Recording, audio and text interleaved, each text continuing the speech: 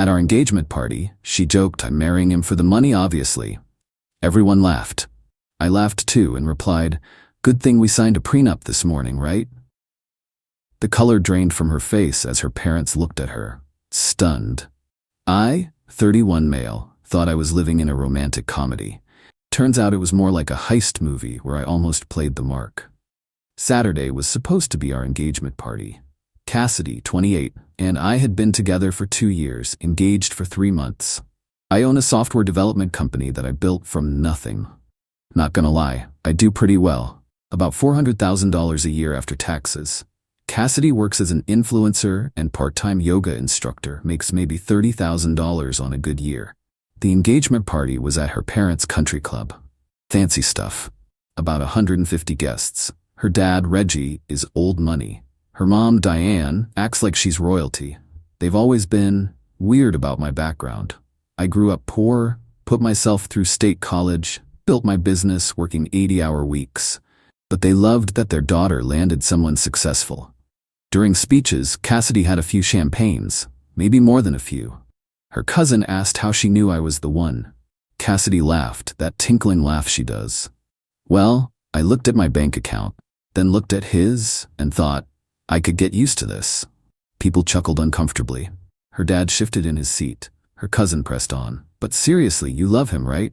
Of course, I love everything about him. His house, his Tesla, his investment portfolio. More laughter, but nervous now. I'm kidding.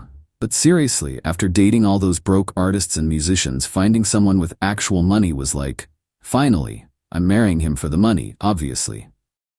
She was drunk, but there was truth in wine. Everyone laughed because what else do you do?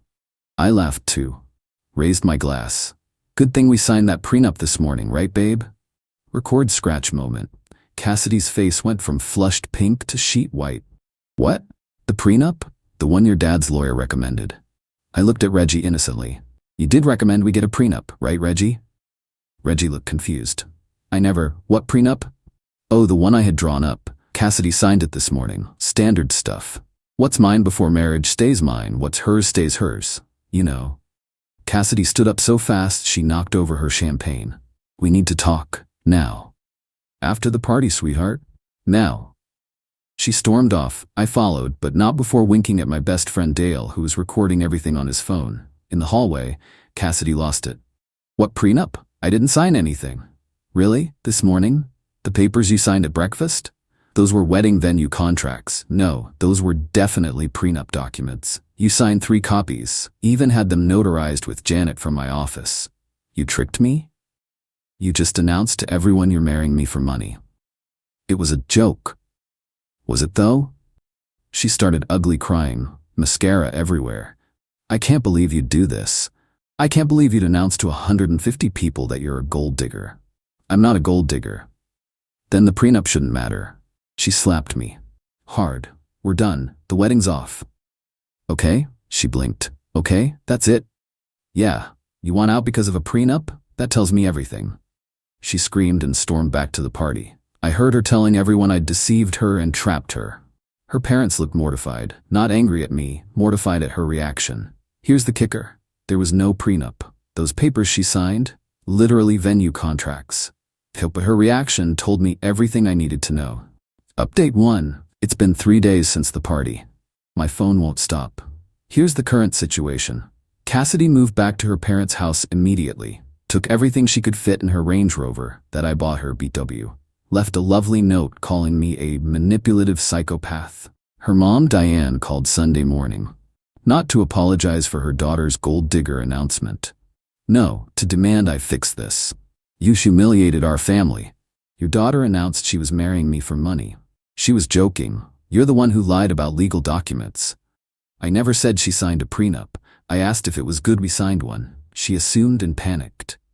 You tricked her into revealing her true character? Yeah, I guess I did. She hung up. Reggie called an hour later. Different energy entirely. Son, I need to know, is there actually a prenup? No, long pause. But she thinks there is? Apparently.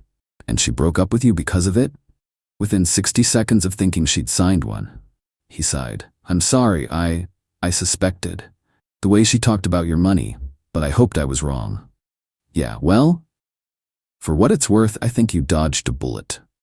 Thanks, Reggie. But Cassidy wasn't done. Oh no. She went full nuclear on social media. Posted this long rant about narcissistic abuse and financial manipulation and how I preyed on her trust. Conveniently left out the part where she announced she was marrying me for money. Her friends piled on. My DMs were full of, "You're disgusting. How dare you manipulate her? She loved you, and you played games." Then Dale posted the video. The whole thing. Her money comments. Her marrying him for the money, obviously. Everyone's uncomfortable laughter. My prenup comment. Her meltdown. The narrative flipped instantly. Comments went from attacking me to, did she really just admit to being a gold digger? The way she panicked about a prenup says everything. He's smart for testing her. Cassidy tried damage control. Posted that the video was edited and taken out of context. Dale posted the full, unedited version. An hour and 43 minutes, including her whole drunken speech about how exhausting it was dating men without money. But the best part? My business lawyer reached out. "Hey, just saw the viral video. Quick question. That Range Rover you bought her? Is it in your name or hers?" "Mine. Insurance too. Want it back? Can I do that?" "You're not married. No prenup needed for gifts you haven't legally transferred. It's still your property if the title's in your name." Interesting. Update 2. Yesterday I had the Range Rover repossessed. Legal? Absolutely. It was in my name. I paid for it. Insurance was under my policy. Petty? Maybe. Satisfying? Absolutely. Cassidy called me from her friend Piper's phone. I'd blocked her number. "You stole my car." "My car. Check the title." "I'll sue you." "For what? Taking back my own property? It was a gift." "Prove it. Show me where I transferred ownership." "You're a monster." "I'm a monster who still owns a Range Rover." She hung up. 20 minutes later, Diane called. "Return the car immediately." "No. We'll call the police." "Please do. I have all the paperwork showing it's mine." "You gave it to her." "I let her use it. Big difference." "What do you want? Money? An apology?" "I want nothing. I'm done." She made a mistake. She revealed who she really is, and so did you, by focusing on the car and not your daughter announcing she's a gold digger. But then things got interesting. Cassidy's friend Piper reached out privately. "Hey, you probably don't want to hear from any of us, but you should know something. Cassidy's been bragging for months about how she was going to secure the bag with you. She had a whole plan. Marry you, quit working, have a kid quickly to lock it down. She literally has a Pinterest board called Trophy Wife Life with pictures of your house." I asked Piper to send screenshots. She did. Holy hell. The Pinterest board was extensive. Pictures of my house with captions like future home base, screenshots of my company's valuation, links to articles about how to get pregnant fast after marriage, posts about maintaining attraction until the ring is secured. But the most damaging? A group chat with her friends where she detailed her 5-year plan. Year 1, marriage, get pregnant. Year 2, quit working, focus on baby. Year 3, second baby for security. Year 4, start spending more, normalize high expenses. Year 5, if divorce, get maximum support with 2 kids. One message stood out. "The prenup thing is my only worry. Have to make sure we don't sign anything before the wedding. We'll pretend I'm too emotional stressed to deal with legal stuff." I forwarded everything to Reggie with one message. "Thought you should see this." His response, "Jesus Christ." Update 3. Reggie called me this morning. Different man entirely. Cold. Businesslike. "I've seen everything. The Pinterest board, the group chat, the plan." "Yeah, I'm cutting her off." "That seems harsh." "No, you don't understand. I built my wealth to give my children opportunities, not to enable this. She's 28 years old, living off my money, planning to con a good man. You saved me from funding a worse version of her." Reggie, "I've already called my lawyer. She has 30 days to find a job in her own place. The credit cards are canceled. The allowance is done." "What about Diane?" "Diane agrees. We're both disgusted." An hour later, Cassidy called from another unknown number, hysterical. "What did you tell my dad?" "The truth. He cut me off. The cards don't work." "Sounds like a personal problem." "This is your fault." "No, this is your fault. You made the plan. You wrote it down. You shared it with friends. Those were private conversations that Piper shared with me. Maybe choose better friends." "I'm going to be homeless. You're 28 with a college degree. Get a job." "I hate you." Good, makes this easier. But she wasn't done. That afternoon, she showed up at my office. Security called me down. She looked rough. Mascara-stained face, hair a mess, wearing sweats. The influencer facade was gone. Please, she begged. I'm sorry, I didn't mean any of it. I love you. No, you don't. I do. The money stuff was just jokes. Stupid jokes. The 5-year plan was a joke. The Pinterest board was a joke. Her face fell. How did you, Piper, your best friend, sent me everything? She went from sad to rage in seconds. That bitch. See, this is the real you. The mask keeps slipping. I'll change. Into what? A different person? Because that's what it would take. You're throwing away 2 years. I'm avoiding a lifetime of manipulation. Security stepped forward. Ma'am, you need to leave. I'm not leaving without my ring.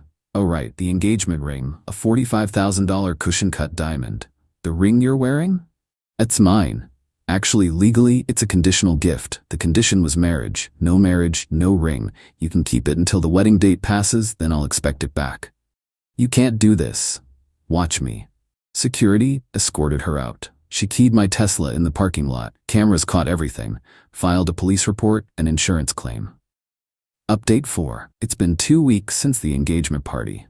The wedding was supposed to be in 3 months. Deposits are lost, but honestly, small price for freedom.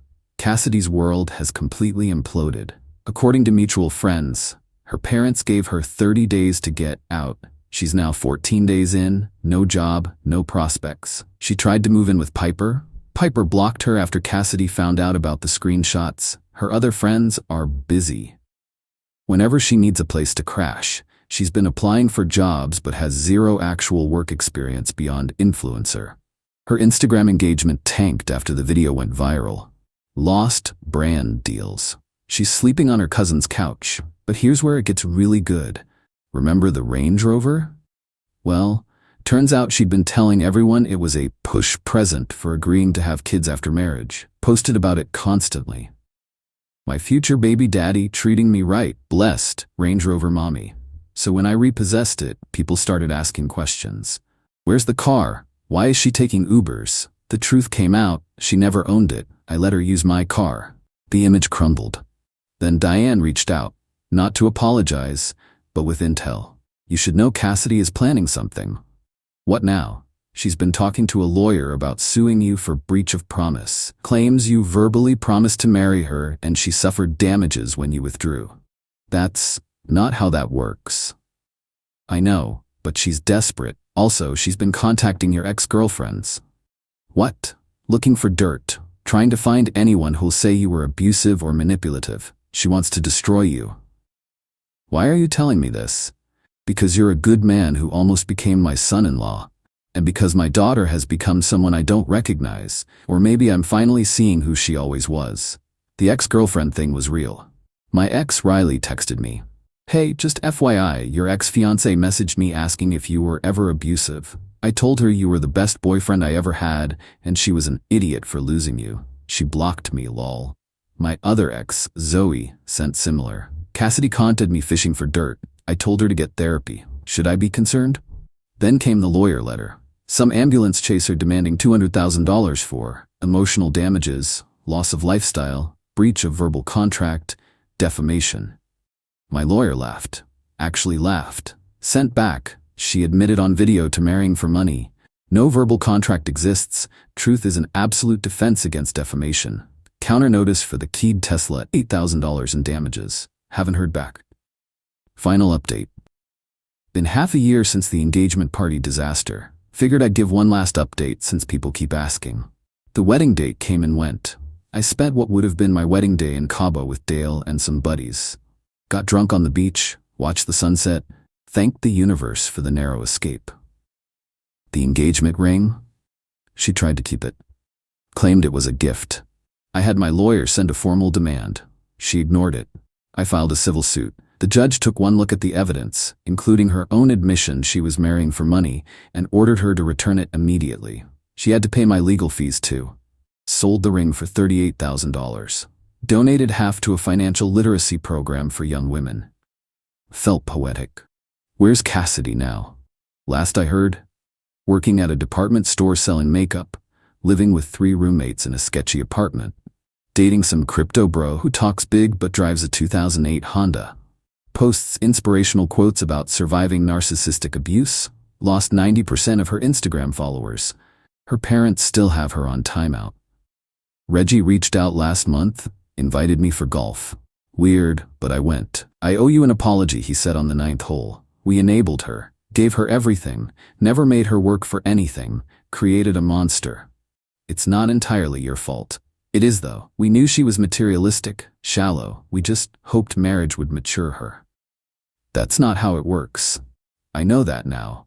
By the way, I'm starting a foundation for financial literacy. Want to ensure other kids don't turn out like her. Would you consider being on the board? I said yes. It's actually been rewarding. We've helped dozens of young adults learn actual money management. The irony? Cassidy applied for a grant from the foundation. She didn't know I was on the board. Her application talked about overcoming financial abuse and rebuilding after betrayal. We denied it. Not because of me, because she literally admitted in the application that she'd never had a job before age 28 and blamed others for her situation. As for me, started dating someone new. Heather's a pediatric surgeon, makes twice what I do. When I told her about the prenup test, she laughed and said, I would have signed a real one. I protect my assets too. We've been together 4 months. She insists on splitting everything 50-50. It's refreshing as hell. Oh, and the best epilogue? Cassidy's crypto bro boyfriend? He convinced her to invest her makeup counter savings into his revolutionary coin. It crashed. She lost everything. Posted a tearful video about being scammed by another narcissist. Piper commented, maybe date for character instead of wallets?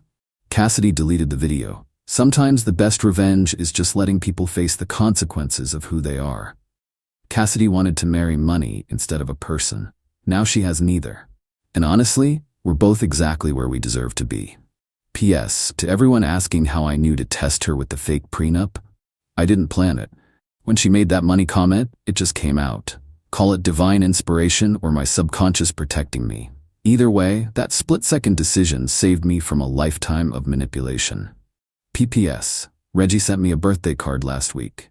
Inside it said, thanks for not becoming my son-in-law. We both knew what he meant. The Tesla repair? Insurance covered it, but they went after Cassidy for the deductible. She had to set up a payment plan. $50 a month for the next 3 years. Every payment is a reminder of what greed costs.